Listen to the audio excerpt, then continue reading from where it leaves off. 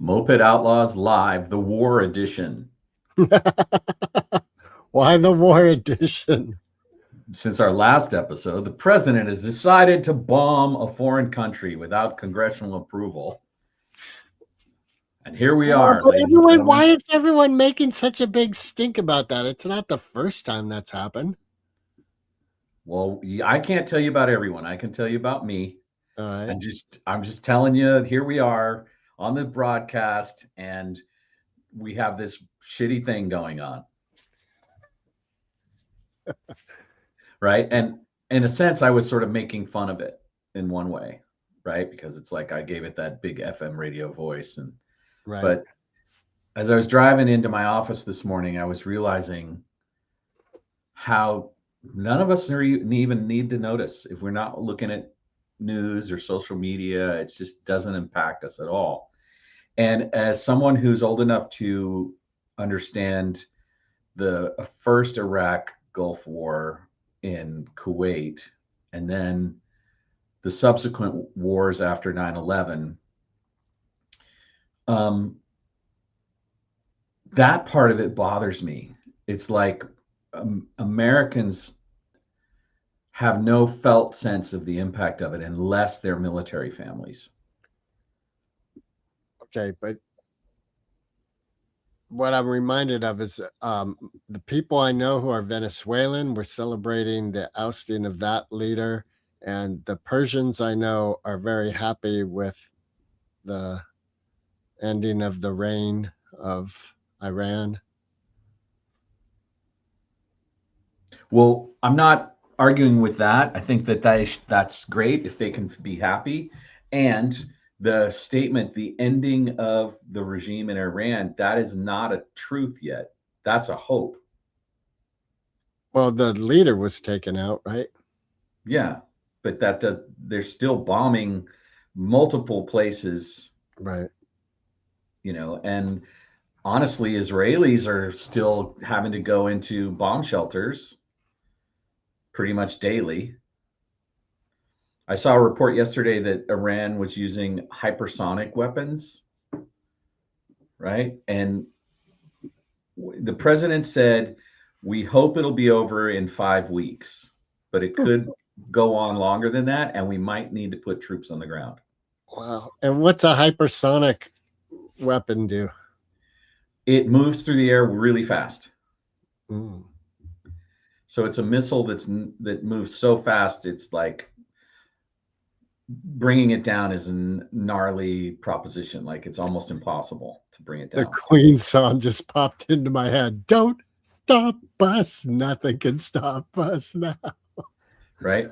Now, that's the other piece of this is what information sources can we trust, and what's really going on, right? What do we know? What's not true, right? We don't know. Right. What it's like. And you and I have a mutual friend, a radio personality named Human. And I was in contact with Human, and he was really happy about it.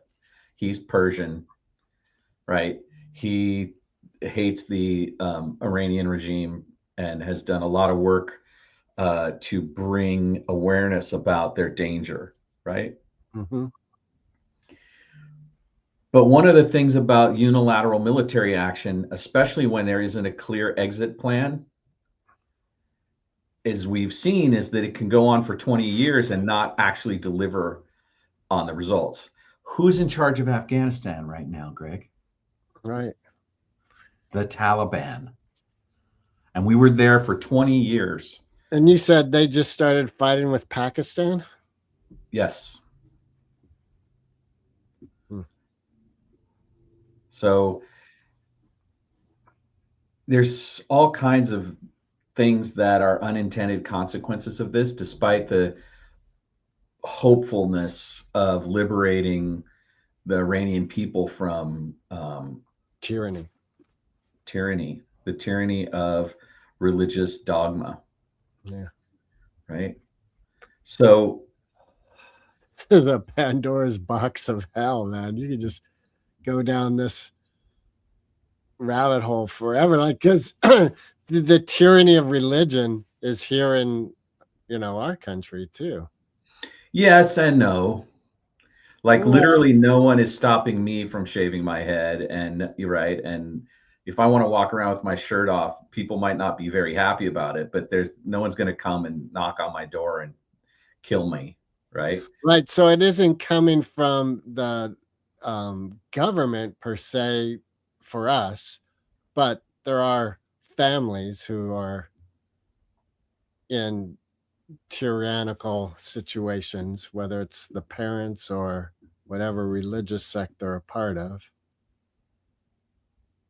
I guess the whole thing is tyranny is, it's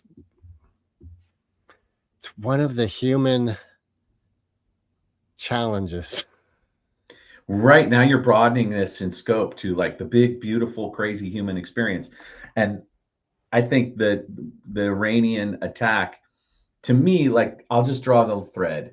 There was before 9/11, there was this thing called the Project for a New American Century, and it was a typically conservative or neocon think tank, and they were realizing that having won the battle against Soviet Union, there was nothing left for America to do to preserve its authority in the world. And so they, in order for America's dollar dominance and economic influence and other factors, we needed to have a project for the next century that would continue to drive our penetration into the world. And they identified 5 countries that needed to be overthrown.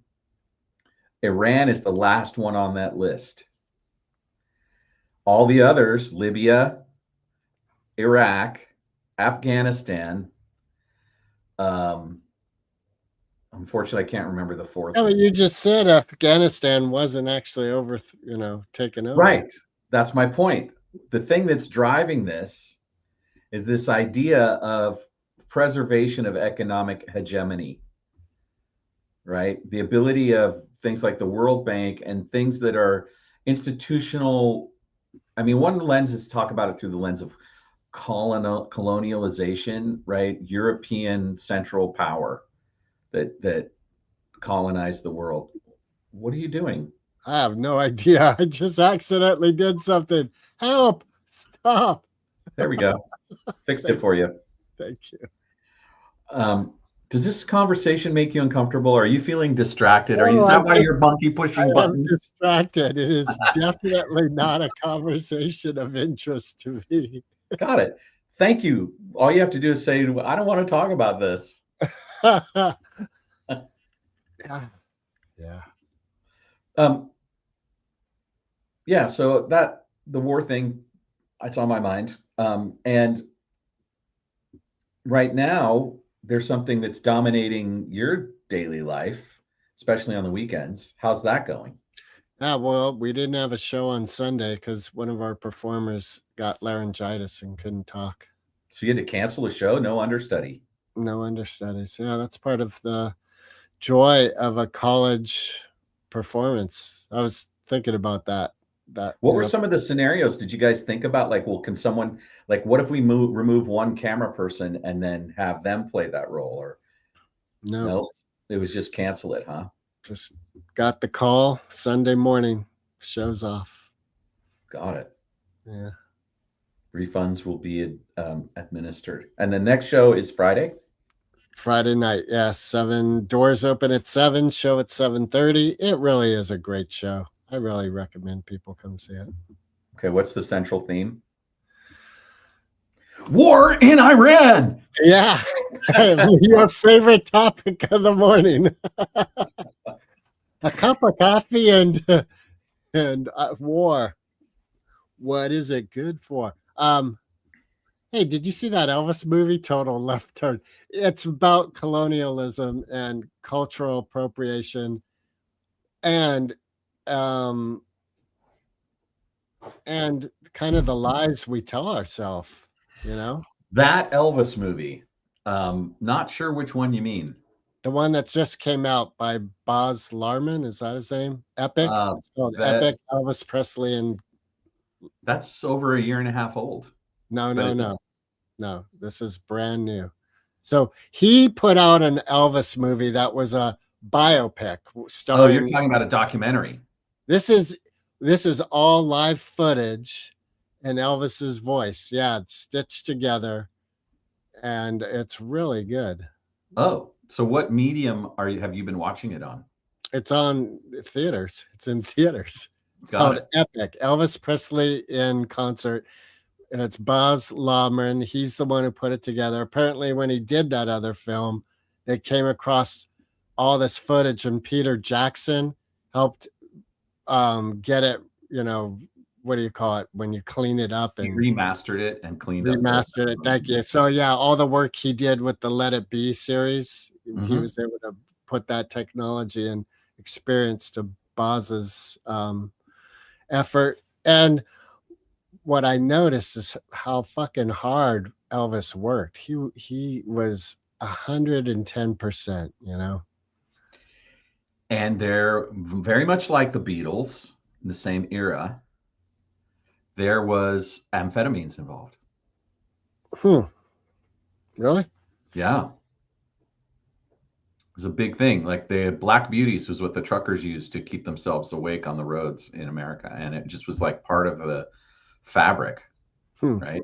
And what's interesting to me about this is that it's also sort of there's a through line there for the beatniks and on the road, right? And one of the main characters in that is uh, what Moriarty, I think, is his name in the book, but it's actually a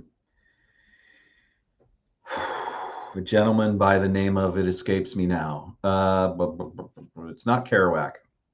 It's the other guy. Anyway, they were using speed a lot, right? And then they would stay up and drive and talk. And so, oh, Neil Cassidy, that's the Oh man's name. yeah, right. And so I think like in the second version, it's not Get Back, but it's the next version of the Beatles movie that is from that same work. It's Hard Day's Night or something. It's a different version, but it uses a lot of the same footage that came out last fall. I watched that, and in it, they talk about how when they were in, it wasn't Berlin, it was another German town.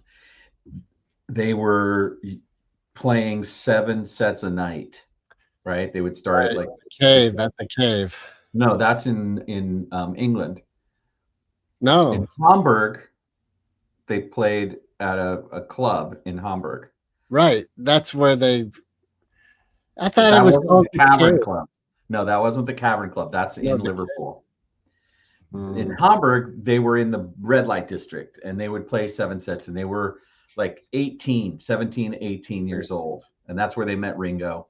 Anyway, one of the things that they used to keep going when they were playing 6, 7 sets a night and doing that 6 days a week was methamphetamines, right? And So then they you're did. advocating method No, I'm speed. just saying that it was a big part of the way that 110% was brought forth in these, performers. Maybe I should start using speed. Well, I know that at one point Jimi Hendrix was exposed to it as a member of the military. I think in the early part of his, Jimi Hendrix experience career, there was some of it, but eventually he stopped it, right? But coffee and speed and it was a part of the early 60s landscape, the mid 60s landscape, I think. And I know that Johnny Cash was also someone who used that. And I mean, you get off work at 2, and you got to drive to the next town. You think Prince used speed? Wow, that's a really great theory to I don't ask. think he did, but I mean, the guy would do a 2 hour show at the Coliseum, take an hour break or 2 hour break, and then play another 4 hours at some little club. That was And then just go and record and go to sleep at dawn. right. That was normal. Yeah, that was his cycle for decades, I think. Right. Um, I'm going to say probably not, right? Right. I think uh, I don't think he drank coffee, took speed, but I, you know, I know Doritos were on his rider. There's speed in Doritos. I don't know, why Right. were they on his rider? He never seemed to have, orange fingers when he was on stage. Right. Because also wipes were on his rider. Right. Yeah. And um, uh, Trojan condoms probably too. Um, all right, let's circle back to war. What is it good for? Absolutely nothing. Um, are you enraged by the fact that we're in Iran without congressional that approval? I love the question. Am I enraged? No, the emotion I'm experiencing is sadness.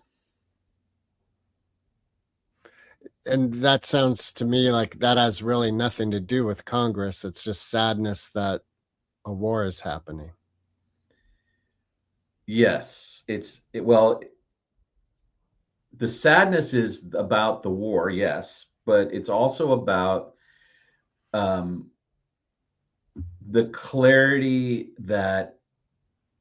is under that is emphasized as a result of the fact that it's not congressionally thought through and approved, because that tells us what about the current state of affairs in the U.S. government, that we do have a king. See, I don't get that. You weren't. No one was saying that when we went into Iraq. No one was saying that with That's not Afghanistan. true. That's not true. That not as many people were saying it. But this thing that they're supposed to do called the War Powers Act, right? That started in the 70s, and it basically says, all right, if there's an imminent threat to American safety, i.e., on our continent, then the president can do stuff with the military. Because prior to that, the Constitution said only Congress can declare war, which would mean that Congress had to decide, okay, we're going to send people to go kill other people because it's essential to, whatever. And that the reason for that was because under British rule, the king could just make war on people willy-nilly. And it was supposed to not be that way in America. But it's And over always time been that way. It's been that way for centuries. in America, Yeah. no. Vietnam. Vietnam was as a result of congressional approval. No, I don't think congressional approval ever happened. All right. Well, now we're going to consult the doohickeys, Okay. because neither one of us are that. Yeah, there it is. Was it approved by Congress? The Vietnam War was never formally declared by Congress, but it was approved through the Gulf of Tonkin Resolution, right? 1964. So this is where it starts basically in 64. And so now we'll go, was the Korean War approved by Congress? Never formally declared war on Korea in 1950 to 1953. Right. So Truman did not seek a formal declaration of war, relying instead on his authority as commander in chief, right? Yeah, that's what I mean. This has been going on forever. 75 years, right? Now, does that make it right? No. Well, I would say that question is more, is war right? Yeah, and it's not, that's sort of a distraction from the core idea of what is our social construct? What are the laws of our country? Can an individual decide to wield that power based on their own individual judgment? The Constitution says no, that it requires, but we've amended it with this thing called the War Powers Act, right? Why is that? Why were we so concerned in Vietnam? Because there was all of these reasons being given that weren't true. And it was mostly about corporate power and corporate influence, not the will of the people or the defense of the United States. It was, and that's the thing. We're out there in all these places and we're killing people so that we can exert corporate dominance and control of the monetary system. It's not about defending Americans per Right. se. We all know that. But you said you read just something that said it went back to 64. The what was that? The Tonga War? Well, that was the Gulf of Tonkin resolution. So in so far we've used Google to go back in time and discern what's going on. So what we found is that the Korean War of 1950 to 1953 was started by the president and then approved subsequently by the Congress. And then Vietnam, similarly, there was the Gulf of Tonkin incident, which provided the congressional approval, right? And then we struggled in this country trying to end the Vietnam War because it was based on a bunch of bullshit. And then we reached a point where we created something called the War Powers Act. Now I can look at what the history of the War Powers Act, I believe it was a result of having the Vietnam War struggles that it was passed through Congress. And what it said was, all right, the president can do things to stop bad shit from happening to Americans if it's deemed necessary, right? But he has to report to Congress within a certain amount of period of time, and then Congress has to authorize the action beyond 30 days. Anything beyond 30 days has to have congressional authorization. So that's kind of the structure we're in, right? Okay, that I hear that on paper, but we've got a lot of instances since then that didn't adhere to that at all. The one that comes to mind is okay. So if I grant that point, what's beyond that awareness that somehow makes it better or that you think is relevant? I think what's relevant is like getting irate about that is a waste of energy. So I already told you I wasn't irate necessarily. I'm sad. Right. But my energy, the way I'm talking right now, would say more irate, wouldn't it? Energized. Like I was just talking with Toast, Toast, Yeah. Saturday. And what I think is vitally important is that we're vigilant. And part of that vigilance is our own energy. And I think that making Trump like the Antichrist and getting angry and irate and saying, "Oh, we have a king now," and going and standing on some freeway overpass with a sign, "No kings," is not really helpful to Iranians right now, or Americans, or people. Well, who is it helpful for? The person holding the sign. Right. What is it about their point of view or their emotional response that you support?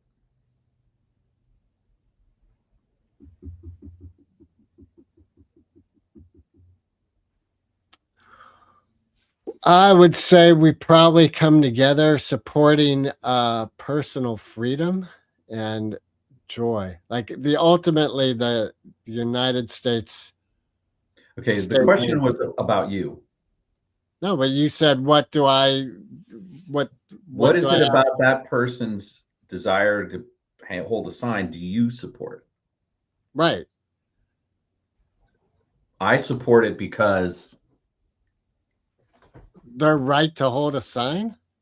I'm asking you what, right? Because what happened with your response, and the reason I interjected was because your response became about this bigger thing about the United States, and you were going into this bigger thing, and the question was actually about you. No, so I think I wish they did something else. Got it. Thank you for that. See, that's why I asked.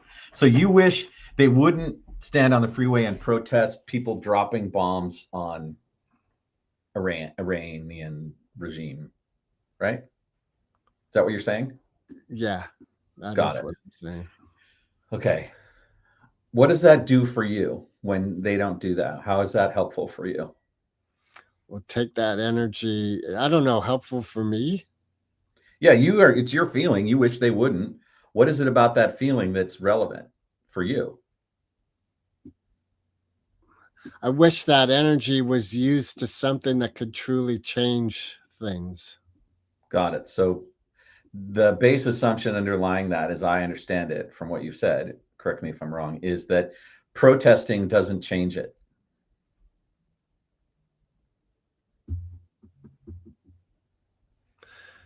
Yeah, I think that's I just think the there's a fair basics. amount of evidence for that over the last 25 years.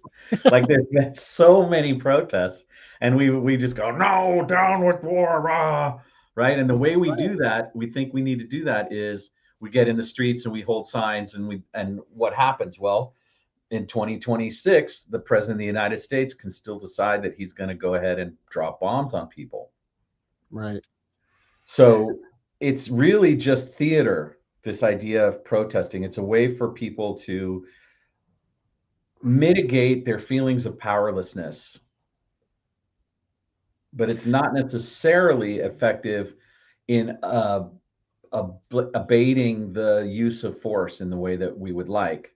But what it does is it makes visible to everyone else who feels that way that they have people who agree with them. Right. I'm thinking of like this no king statement because that one really does get in my craw. And it's like, well, then if we're saying Trump is a king, then we got to say Kennedy is a king and Obama was a king. And, just go down the whole line of presidency and go, yeah, they were a king. They were a king based on this analogy that Trump is a king. So So you're extrapolating something that doesn't have a clear definition. And what I think is behind the No Kings movement is that I can be so bold as to speak for them, is that there's a level at which we've been trying to stop this progression, right?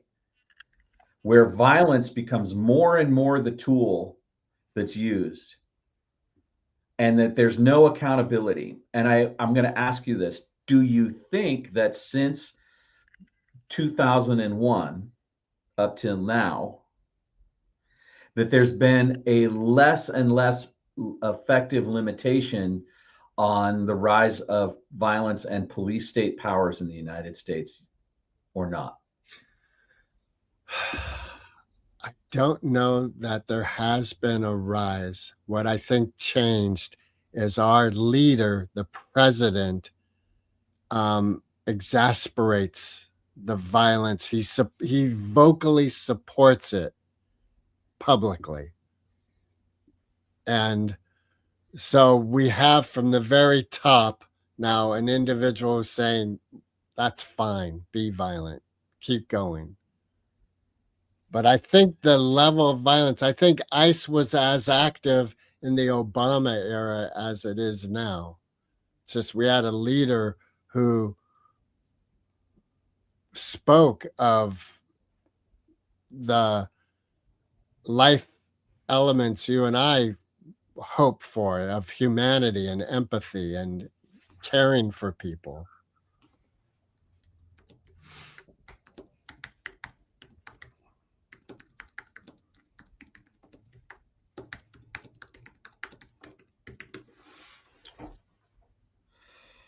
I'm looking something up. I know. I can see it.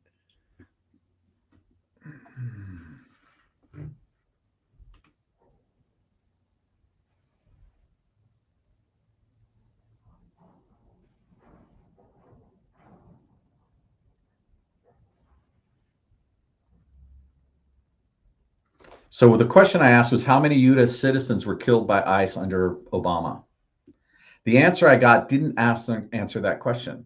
Hmm. My expectation was the answer was going to be less than two, right? Because we have two people that were murdered by ICE under the current administration. So what the answer it gave me was that 67 individuals died in custody of U.S. Immigration and Customs Enforcement.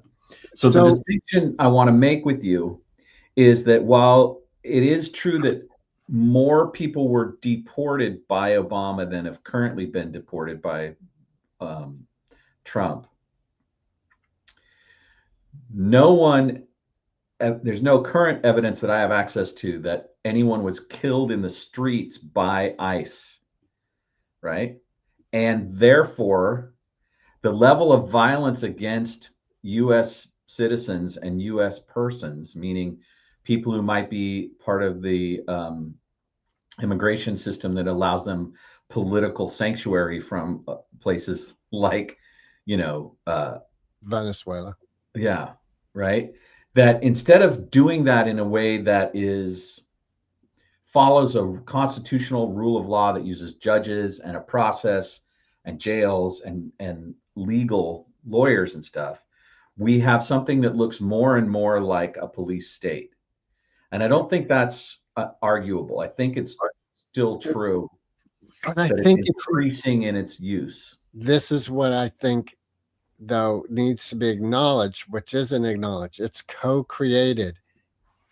The protesters are a part of the creation of the police state that's taking place.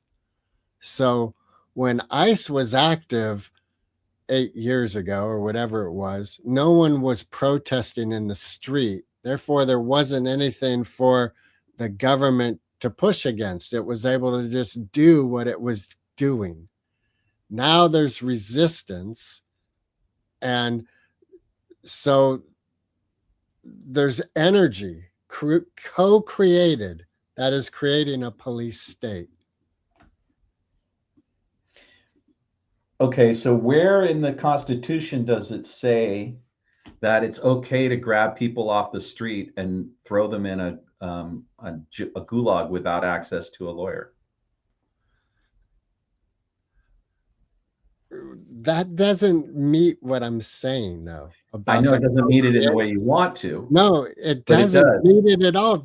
What you just asked was relevant 10 years ago. No, it's Was still relevant today because the right. answer is it's not okay. Okay, it is okay if the person's illegal. If we're talking about policy placed on paper, which is what you're bringing up, it is absolutely okay if someone is illegally here to take them out. What does take them out mean?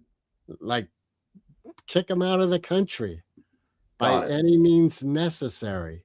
By And any that, means necessary. and Okay. what I'm saying I is disagree with your analysis. that is the policy, which Nope, it's means if not. that It's person, that's the wait, listen, simplification. Mark, if that person doesn't resist, then you're just going to politely take them over the border. If they resist, now the any means necessary starts to escalate. And that's what I mean by co-creation. I'm not saying or talking right or wrong. I'm talking just about the creation of an environment. So if there's protesters out in the street, now it's harder for an individual of ICE to do their job. Things are escalating, and it's a co-creation of escalation. Okay. And in a court of law, in an escalation, if I use the gun, then I'm responsible for the gun getting used, right? Mm-hmm. And what do we do when that occurs? What do you mean we? I don't Yeah, do as anything. society, what do we do? What's the plan? What's the process? There's an investigation Yep. Keep and going. a hearing. A hearing, and then what? Well, it depends on A what trial.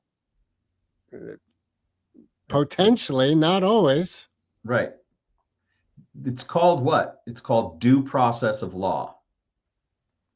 So the distinction between your argument and mine is that the due process of law isn't being followed in a way that reflects the values and the letter of the law in the Constitution under the current administration. But it was being followed during the Obama administration. So there was a due process that was occurring that allowed for the adjudication, which is the word for being able to say, hey, I'm in this thing, this jail cell, and I want an opportunity to argue the fact that I'm here because You gave me a permit to say that I wasn't safe in El Salvador. And so we were working on me getting my immigration papers done in a court process. And that court process should be allowed to proceed, i.e., due process should occur. But when you break that and instead you just go with convenience and just lock people up as a number and then ship them out without any due process, what happens is you miss people who had mitigating circumstances. And So you what's think all the people in the Obama era that were deported had a due process?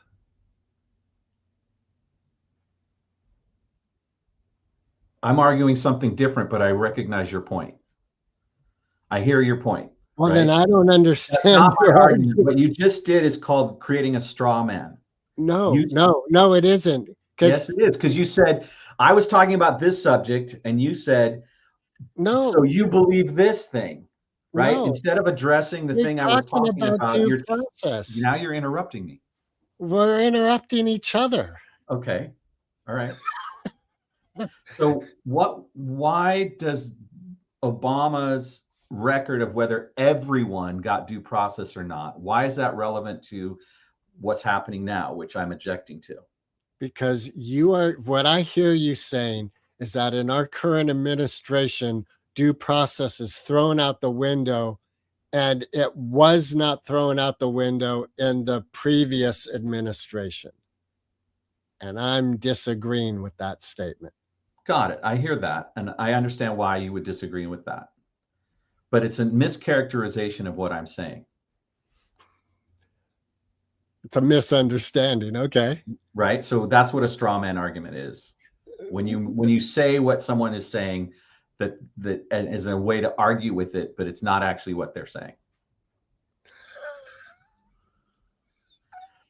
I see the confusion and frustration. No, it's silly to me. Like, okay, so I misunderstood your statement. I still don't understand it now because I would say it the same way.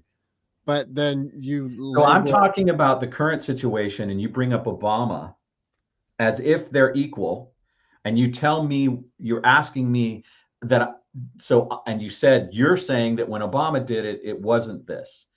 Now I get the process there, but that's not what we're talking about. What we're talking about is the level at which due process is being ignored now and I'm and the saying the consequences level of that. isn't that much different. And I'm saying I disagree. It is Okay. different. But now I think It's we're measurably basing, different in a couple of ways. Okay. The Obama administration did use due process and the courts of law to process people before they were pushed out of the country. It took time, right? They had what we would call the basic assumption of innocence during that process. This assumption of innocence is a cornerstone of the Constitution, right? It's the prosecutor has to prove that the person committed the crime, not the person who's accused has to defend that they didn't accuse the crime. Okay. In the current situation, the level of that due process has continued to deteriorate. I'll grant you that it wasn't perfect under Obama, but it's worse now. That's my point. And that little tiny bit of it's worse now, combined with the idea that somehow they're equal, is part of the problem, especially when two people in the United States who were exercising their First Amendment rights were shot without the proper it's not authority. that like it is. No, the proper authority Dude, is you're there. wrong. You are incorrect. You Okay. do No, ICE is not a judge and a jury. They don't get to kill people. that individual is There's viable to say two they individuals. thought that their life was in danger. Yeah, but their life being in danger when they are a police officer does not equate to them being able to kill the other person. This isn't the military, It right? does allow them to protect themselves and shoot that individual. But not point blank in the face. Okay. They shot through the You're car, right. Well, okay. So what about the other guy? and the other guy had a gun. Right, which he was duly allowed to carry. Right, right. I don't. They pulled his gun and shot him with it. That's not legal. There's no stories about that happening under Obama, right? Regardless of whether we agree that the thing was wrong or right or that that person deserved to be killed, that didn't happen. We have no stories of that under Obama. Ergo, my point that it's getting worse is correct. Now, your point that that's a result of the fact that there's more conflict and more co-creation, I haven't said that isn't true, right? The thing that I want from my police forces is for them to be a reflection of the core values of my civilization, which are expressed in very clearly in the Constitution. And the rise of police powers is a measurable, arguable effect that's occurring under the way things have been going for the last 20 years, 25 years. I think it's a mistake to make the Constitution so pure, because it hasn't been pure. Wasn't it a constitutional amendment that said that Black people were 3/5 of an individual? It wasn't an amendment. Well, yeah, I guess it was. Yeah, you're right. Okay, so that was in the Constitution for a period of time. Okay, So that's a different subject, but I get it, right? it's not like I get it. What you're saying is that the Constitution isn't perfect. right. So let me ask this in a more crystal clear way. The Constitution was incorrect with the assignment of value of a human being as 2/3 of another human being based on their race, right? I grant you that. Do you believe that the constitutional right to presumption of innocence in due process is effective or ineffective? I believe it's been ineffective from day one. So if you were arrested and you didn't have the presumption of innocence in the court of law, you'd be okay with that. No, I'm not okay with it. I'm saying the fact that it's written on paper I'm asking you about your point of view, not what's written on paper. Okay, well, here's my point of view. I wish that we all got along, like it was Okay, well, really when we don't get along, there's supposed to be a process of how we handle it, right? And that right. process is a thread that flows through the history of our country based on the ideas behind the Constitution, which some of which are better than others and work better than others. But in this case, I'm pointing to something called the presumption of innocence. That's like saying I'm pointing to the golden streets of heaven. No, it's not. It's not the same. Because you're making a straw man argument again. No, I'm not. I'm saying yes, you are, because you're ascribing it to something that doesn't exist. This idea of the golden. I'm talking about a real thing, the Constitution, and a whole bunch of books that say presumption of innocence is the agreed upon rule. Has the court system operated in that manner? To a large degree, it has. No. That's the system we use. Right. It's the foundation of our justice system, right? The presumption of innocence is the way the court system works. We present arguments, we have a jury. Those arguments, some of the rules that govern the way those arguments are presented are based on the idea of the presumption of innocence, and that the prosecutor has to prove beyond a reasonable doubt. That's the words, right? So when you start taking people off the street and bypassing that, you're bypassing one of the foundational elements of what we call justice in this country. Now, justice in this country is not perfect. I'll grant you that. But just because it's imperfect in some ways doesn't mean we just let it continue to get less and less perfect by sublimating and undermining these ideas. These ideas are important. People died to protect them, because they believe that presumption of innocence and the American rule of the law in the justice system was the best system in the world, and it was worth protecting and fighting for, right? So when we start to go, well, with certain people, presumption of innocence doesn't count. That's a problem. It doesn't count. I'm saying it hasn't existed. I'm saying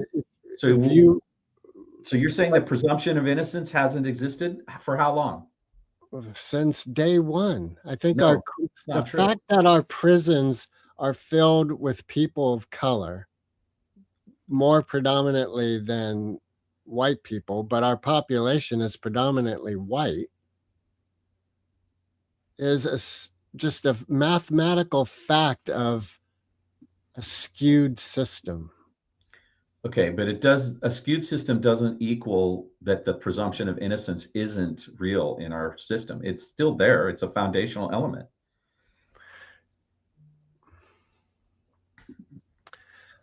One of the things we're trying to correct is the fact that people of color aren't actually given the proper adjudication of their situation according to the principles of presumption of innocence.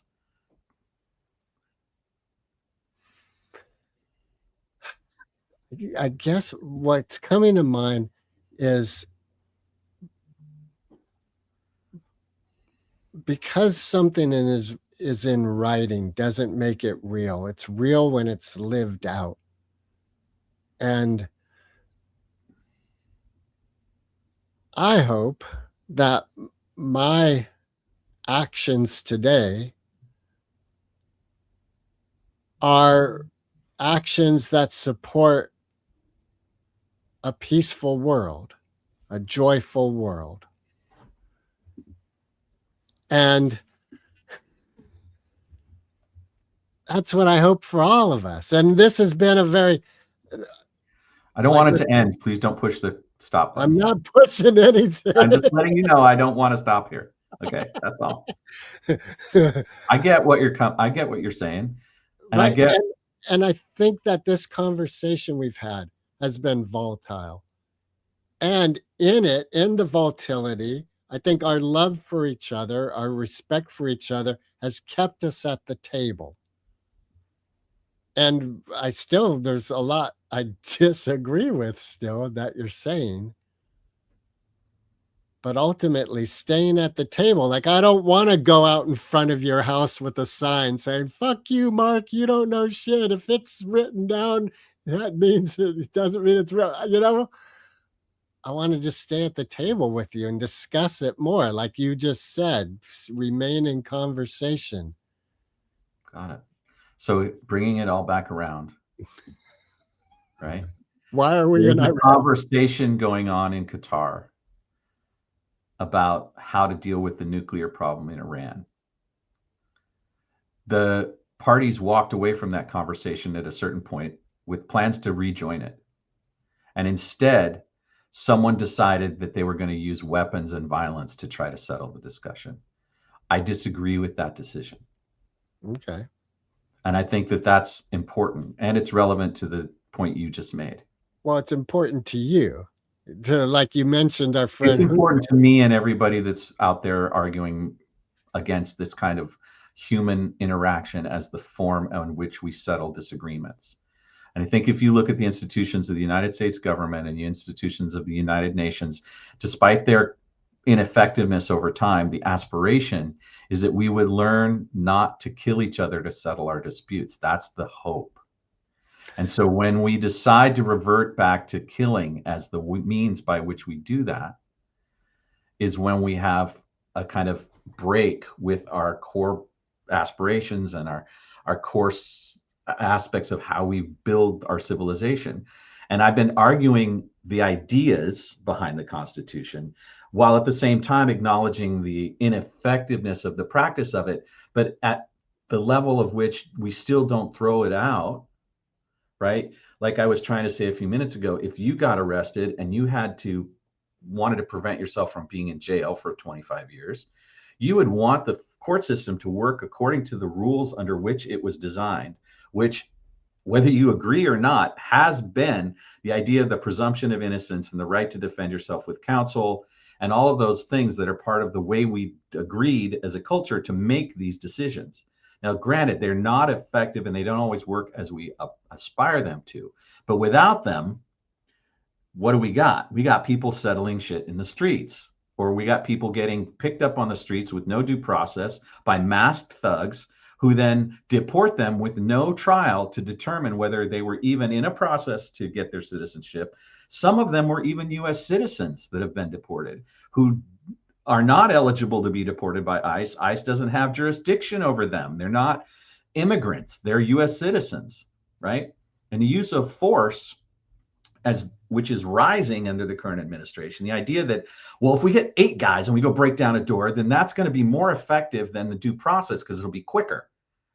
But it's not how America's supposed to work. It doesn't reflect the Constitution or the core values that underpin habeas corpus, which predates the United States and goes back to the Magna Carta, which is the idea of where the presumption of innocence comes from, right? The idea behind America was you king couldn't just throw you in jail because he was pissed at you and he didn't like the color of you or what you said, right? Now that isn't as true as it once was, because more and more we have this police force that can Okay, compromise us. but wait, you just said it's not as true as it once was. And I'm saying it never was that true. That's why slavery existed. That's why they said Chinese people can't come to the United States. That was a federal statement. So you're claiming that, and you're using this in this argument. My question is, if that's your argument, I'm not, I'm saying it never was. You just said it is worse now than it was. And I'm saying it's always been that bad. okay, so do you want to settle for that, or do you want to try to lean for the I want to aspirational idea around I want to the? try to lean to the aspirational idea around that. Yeah. So, what means would you recommend we do that? Sitting at home, No, hoping? So, do we have First Amendment rights to protest? we do. Okay. When someone does that, you don't particularly think it's effective, right? You said that earlier in this conversation. Yeah. I agreed with you. Right. So the question that often comes up in this conversation, which I have every week on my Conscious Conversations group, is what do we do with Right. this? And what I think is we have conversations where we illustrate what the aspirations of the institutions that we have are, and we look at the curatives for why they aren't working that way and how we can shift those so that they begin to work that way. The whole social justice ideals, the idea of restoring the rights of indigenous peoples and the rights of cultures that were inhumanely treated as part of the construction of the United States and other countries. The whole point of using the Constitution to try to redress those grievances is it stops us from having to kill each other to decide this. And that's been the method for centuries. And more, it's still the method, right? But the idea behind the Constitution, the idea behind democracy is that instead, what if we had discussions and debates about it and then we voted and we just agreed to live with this homogenous sort of middle ground that is arising as a result? So that, in my view, is breaking down more and more and has been for the last 25 years plus. And it's at a critical level now that was worse than the increasingly critical levels it was reaching before that. And if we go back, like the presidency before this, Biden, he opened the borders in a way that was really ineffective. There was spending that went with that, which was bad for the American people. We go back before that, there was Trump, and he did things that were also more police state-ish, right? He put fences around the White House, and right, he used National Guard people to clear a square so he could walk through with a Bible and go, "Look how powerful I am," right? And it's the slow drip of the erosion of the aspirational aspects and their application in our culture that's continued. And I'm not the kind of person that wants to give up on that and just accept it. Because I think what that leads to, if you play that out far enough, is me deciding that I'm going to handle things with a gun when I need to, right? Like if Mhm. ICE comes to my neighbor's house and I think my neighbor's been, trying to escape El Salvador from persecution, and he's done a really good job. He's raised his family, he's paid his taxes, he's worked really hard. but now ICE doesn't want him here anymore. If I decide to try to kill ICE to stop them from taking him out, I'm abridging my own core values, right? The adjudication of the law. So since I don't want to do that, and they're showing up with guns and masks and no due process, then I want to go, hey, the thing we do in this country is we don't use guns and masks to solve our problems. We use civilized rule of law. And the rules of law, as we understand them currently, based on precedent and the history of the law, isn't about how functional it is. It's what is it we're trying to do. The core thing is we try to do it this way, right? And so we have to get better at doing it that way and not just throw the baby out with the bathwater. All right, but let's take this analogy of a neighbor from El Salvador and ICE is showing up. What do you do today, right now? Well, I'm currently by law allowed to film them. You're also currently by law allowed to like handcuff yourself to them, make it so that taking them takes you as well. So you're saying handcuff my neighbor to myself? Right. Or can you invite that neighbor into your house and now they're on your property? I don't know the legalities. Maybe that's part of what action you and I should take today is spend 20 minutes researching what legal rights do we have that would help this American from El Salvador person. Just as the Black Panthers did their research and they knew they were allowed to have guns. So they had the protection. But as you've mentioned in the past, that wasn't their concentration. Their concentration was on feeding the children before they went to school. So I want to ask you, are we still talking about the El Salvador scenario or are we No, talking about the Black Panthers now? no, we're talking about that El Salvadorian thing that I So why think is the Black Panthers argument you're making relevant to the scenario that we're working with? because they're an example of individuals who did the work to find out their true legal recourse in action. And I would say from right now, I know I don't have the knowledge of legalities. I don't know if bringing someone into my house protects them. Got it. It doesn't.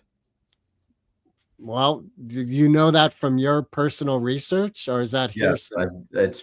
I would be willing to cite law about it. I'm not a lawyer, but basically there's two things here. If there's a judicial warrant from signed by a judge, then that person is obtainable under that warrant at that address. If I choose to shelter them in that house with the knowledge that they're avoiding a judicial warrant, that makes me an accomplice.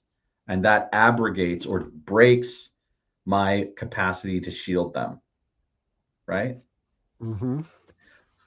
So handcuffing myself to the person is an obstruction of justice, which is a criminal offense, which I would be then guilty of a crime. Which may be what's needed to help slow things down. Okay. Yes.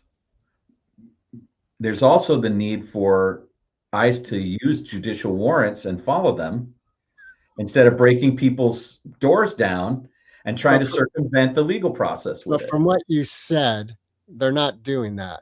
No, they are doing that. No, I mean, they're not doing the judicial process. To a large degree, that's true. We would have to go case by case to discuss with whether they were and when they weren't, right? Right. But so again, what I'm bringing it back to is what can I do? I can't make ICE do something. Okay. What can What I do? can you do? What would you how I said you can take video. We talked about protesting, right? Talked about locking myself to an individual that might be taken away. So, like, there's someone I know that I consider a friend. And right now, as you and I are talking, to my knowledge, they're illegal. They've been working to be legally citizens. All right. So now They're I in a find out, process, right? They're following a process. right. The government knows where they are in the process, right? Supposedly. That gets Well, they into a have whole other. paperwork that shows that they're at this stage of the Right, discussion, right. right? So if So ICE let's say comes they in were and gonna go ahead. ICE is coming right now. Like I get a call, ICE is gonna be there in 20 minutes. What could I do? Well, I could go get him and bring him here, and then ICE wouldn't know where that individual is. Okay. That's probably what I'd do. So when people are following ICE around with cameras and putting out Facebook notifications that they're in the neighborhood to try to mitigate this kind of thing, that's what's been happening. That I'm for. That's a good idea. Okay, so one of the things that occurred as a result of that activity was people were shot.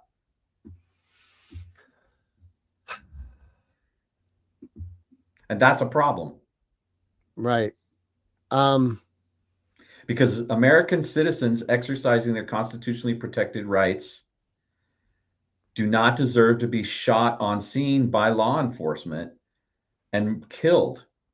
At best, you could wound them to avoid them fleeing, right? well, we learned So, in from the personage of Mrs. Brown, who was murdered at point blank range with 3 bullets at her face, they could have easily jumped out of the way and shot the tires and okay, cordoned off the street or done a police chase. but that's easy to do in hindsight. The I'm, individual who it's shot not, her, I learned, you're not was letting me finish. dragged by a vehicle He just a wasn't week dragged. before. He But was.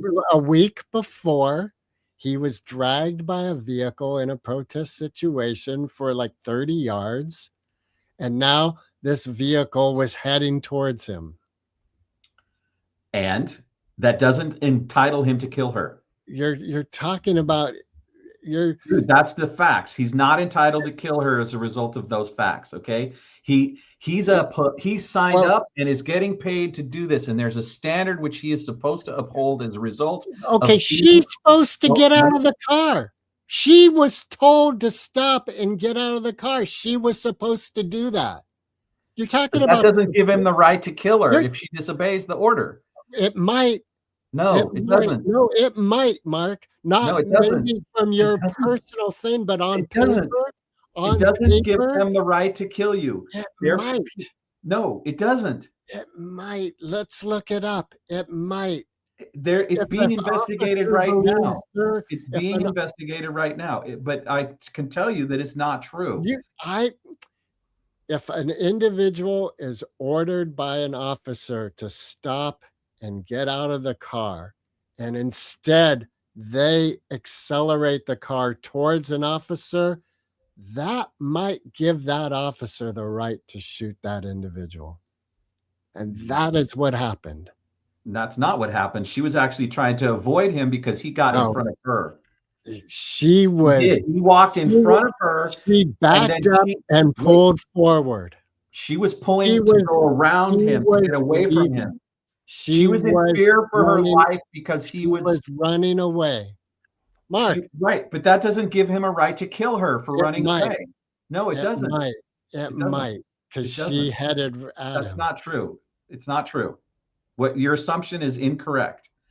There's plenty of case law that says what the cops are required to do is what's called non-lethal use of force. They stop the suspect or they capture the suspect with non-lethal means. As a being a police officer and a peace officer, that is the standard you are required to meet. Because our justice system does not give you the right to try them and kill them in the field, right? You don't have the right to end their life as a result of your perception of what's happening. It needs to be done in a certain way. You are allowed to protect yourself. He could have protected himself by jumping out of the way, which he did. He could have jumped out of the way without shooting her. I'm not saying he's right and she's wrong, but I'm also saying she was part of the problem. Okay, well, I agree. There's a mutual thing there, and it doesn't give him the right to shoot her. Well, we're going to let your law take its course and we'll see what's determined. So you could have jumped out of the way if you were him. If you were him, would you have shot her? If I was him, to be honest, is I don't know the answer to that question. Got it. I'm really clear. I would have gotten out of the way. And if I felt it was necessary for her to be captured because I had sufficient evidence or probable cause that she tried to kill me, then I would go ahead with a vehicle. Then I would go ahead and capture her and take her to jail and then try her in court for that accusation. That is what a peace officer or a duly deputized officer of the law is required to uphold. That's the standard they're required to uphold.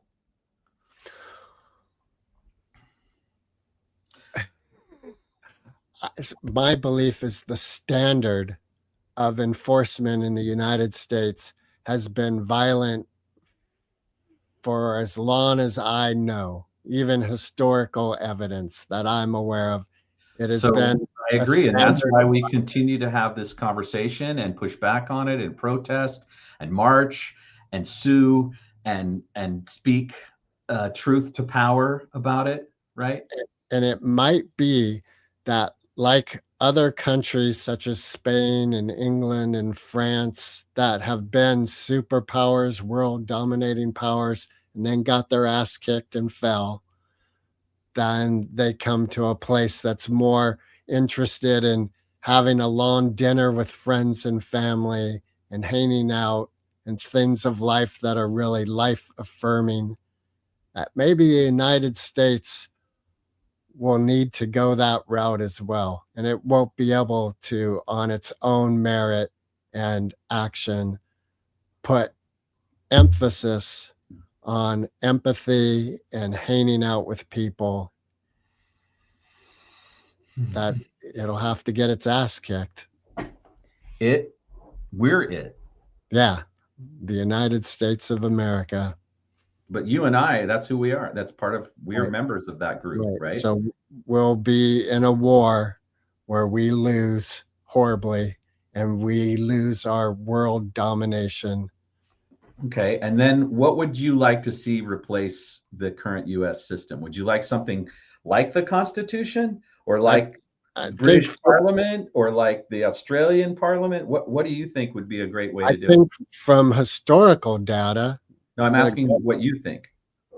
I think it'll continue. It'll just be the United States government will continue as a democracy.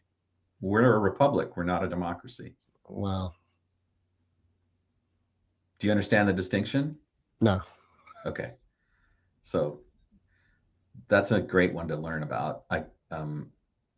My point in asking you what you would want after the quote unquote getting our whooping.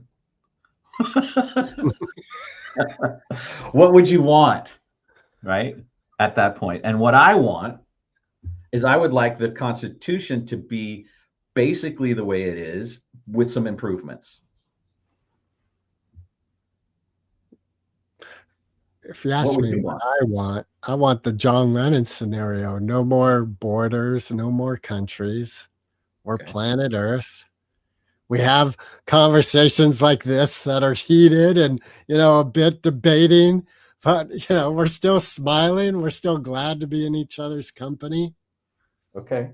So We're not, when someone rapes your little child, do you want to be the one that administers justice to him? Do you want a police force to come and medically I examine don't them? want that scenario to be Okay, in so in between that perfect world as you're talking about and where we are now, how do you want to kind of manage these things? shoot, motherfucker. Shoot. How do I want to? I mean, like you just brought up a scenario that's really hardcore. So someone just raped your little kid. Now what are you going to do? Well, I'm going to shoot that motherfucker. Okay. Like, What and on one level, that person's really ill and well, needs to right, go to a mental right. institution, right? And a real story that I'm aware of is what comes to mind is a mother who took on the gentleman who killed her son and he actually became a mom to him and he became her son. But the the road that both those individuals walked to get to that place was not made in a minute, like, yeah, No, I there's would a love to process, be an empathetic person who my child is raped. God, just saying that is just painful, those right? words, Right. right? So what was the So, process they followed like? What were the things that occurred? well, she started visiting him in prison. So go before he got in prison, what happened? I don't know. I only know the story that I saw on Well, TV. typically, if he was in prison, what would have occurred? Just in a Well, general. he went to, went to a trial and jail, and yeah. Okay. What have I been advocating for? Due process of law this whole Right. time. I know you're advocating due process. What I'm saying is that due process, that presumed innocence has, I think it's rare. I think when I'm arrested, there's, I, as a human being, when I'm driving down the street and I see someone pulled over and in handcuffs, I already am thinking they're guilty. Something went wrong. I'm not thinking, oh, look, they got this innocent person and they're going to take him to jail and figure out what happened. I'm already thinking they're guilty. And I'm thinking that human Predisposition. thank you, exists. Okay. And it's just as my scenario of let's live on planet Earth and we're all one family. And it's like, seems like a fantasy right now. I'm saying that presumed innocence, it's a beautiful thing to work towards. And I believe currently, as I'm talking to you right now, it's a fantasy. Got it. I hear you. I think that people who protest are operating from the point of view of that isn't a fantasy. It's actually supposed to be the rules. And to the degree at which we treat it like a fantasy, we begin to lose access to it. That it's actually more important to stand up for it and fight for it. Because when we equate it with fantasy, it softens it. It makes it less available. Then you've got to give it to the guy who shot that woman. Give what to that guy? The presumed innocence, the due process of the law. I'm fine with that. Okay, so you can't say he's guilty right now. He I can needs say that what I believe about it, right? okay, right, but you need to put it in that framework. Got it. If you're And going I'm a witness, as with many thousands of people, to a murder. And you're not giving that may I person your finish, due please? process. You're not Yeah, giving them the I'm presumed trying to innocence. explain something to you. Give me a second. The process would then occur that there'd be an investigation and a trial of that person if it's warranted, right? The attempt to have the jurisdiction over that investigation is being subjugated by the Department of Homeland Security and the FBI. They are displacing the local police force in that investigation and not cooperating with that investigation. So the adjudication, the process of rule of law makes it so that person hasn't even been arrested and charged and investigated. They are being protected by federal authorities and prevented from that process from occurring.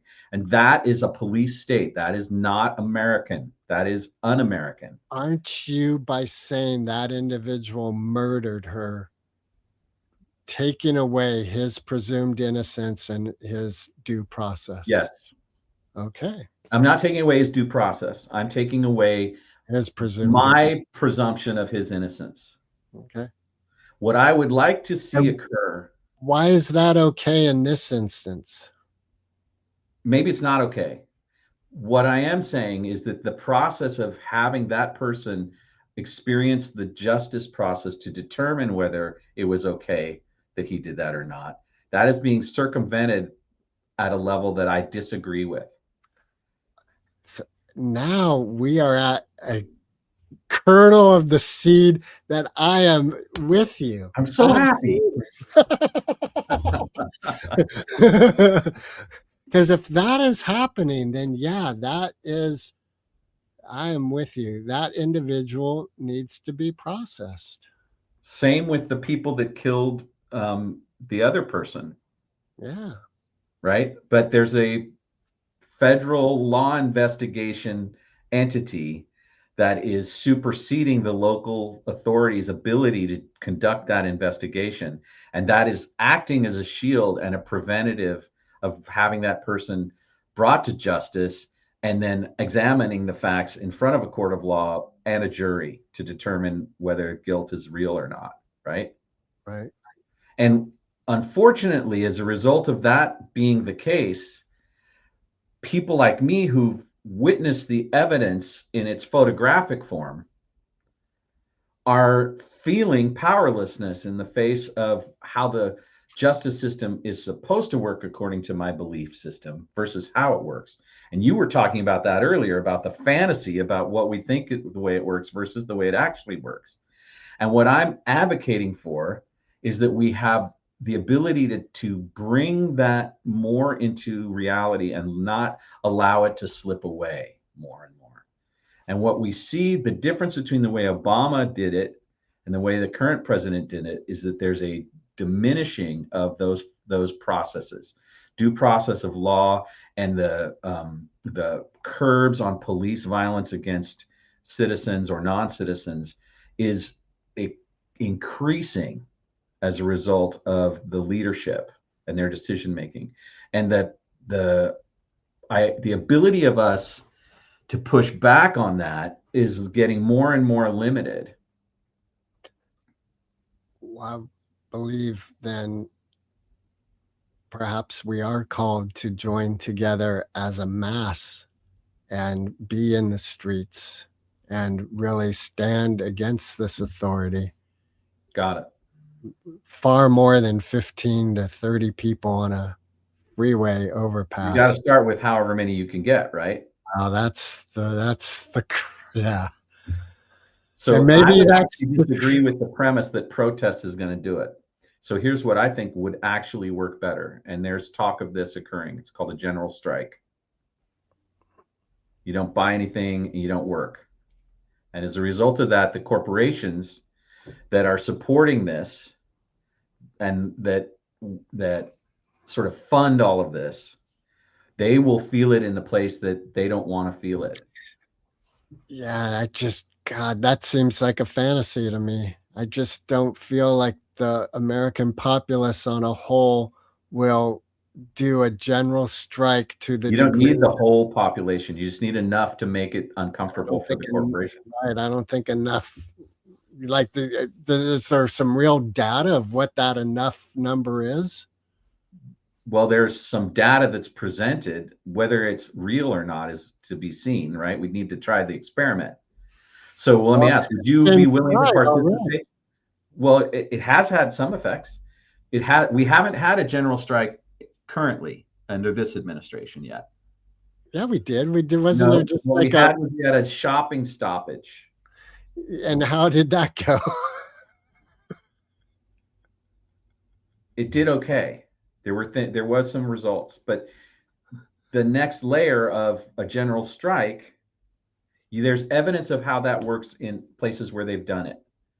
So you could look at places in Europe, Spain, Ireland, England.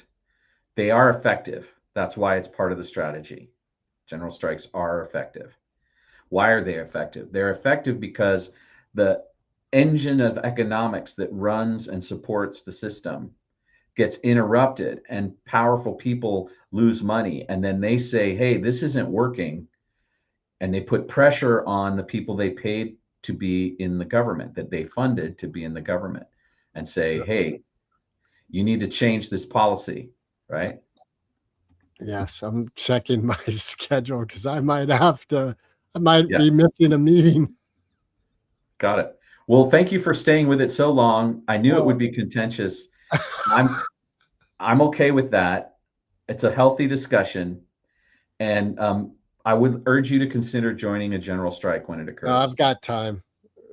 But How about we set a limit, 11 more minutes, and then we're going to wrap this up at the max, if not sooner. Yeah. Let's wrap it up. Let's wrap this up. All So right. you're advocating a general strike. Yes. I'm on the fence a bit just because, this stop shopping and all these things I've seen in the past, I feel haven't moved anything. Okay. So what you mentioned the Black Panther Party. What did they do that you think is applicable? What comes to mind is they knew the law and they fed kids. Okay. So knowing the law, feeding the kids, how would you want to participate in something that might address some of the things that we've talked about today that are inequitable? Um,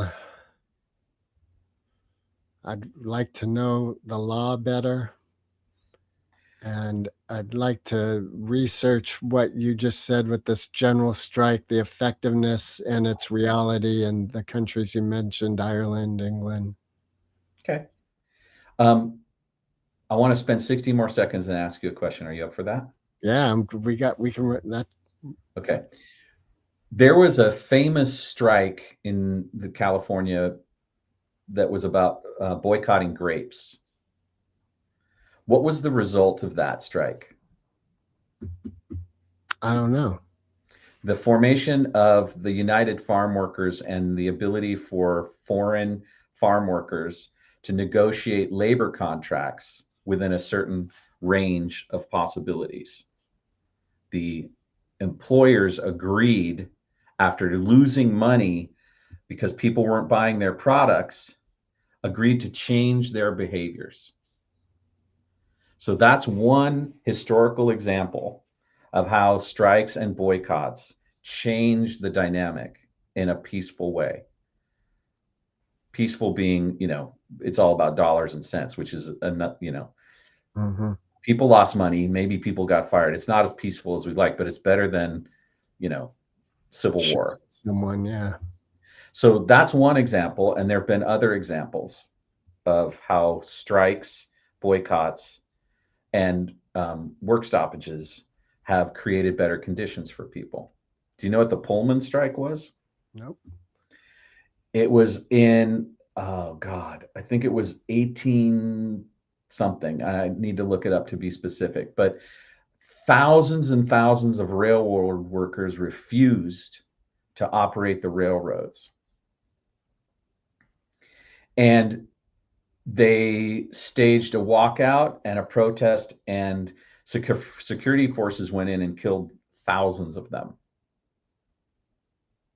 That was such a big deal that pressure was put on the railroad to make some kind of concessions because the politicians and the large scale business owners at the time didn't like the publicity that went down from workers being killed for standing up for their rights. So they changed things. One of the things we got was that 40-hour work week.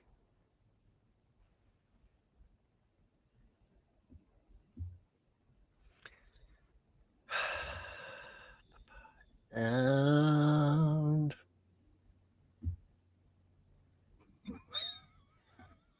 are we ending?